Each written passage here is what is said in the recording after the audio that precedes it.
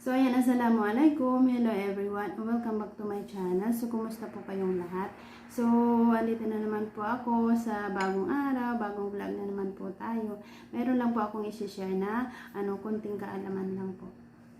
So yung i-share ko ngayon sa inyo is po siya, yung iniinom ko po siya tuwing meron akong ubo.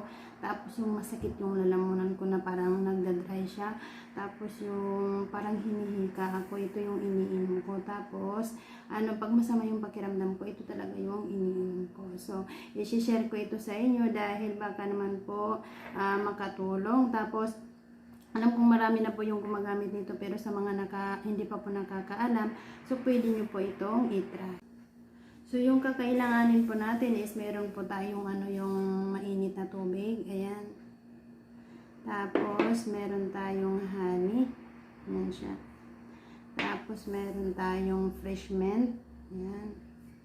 Tapos meron tayong lemon. Ayan siya.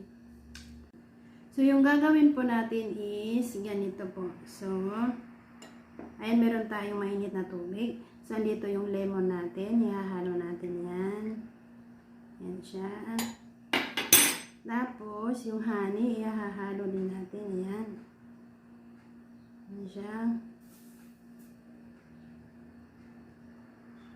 Tapos, ihahalo natin yung meron tayong mint, diba? So, ihahalo po natin yung mint. Tapos, i-ano natin siya, ganyan. Mix.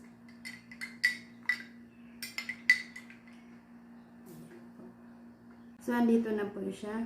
So, inumin na po natin.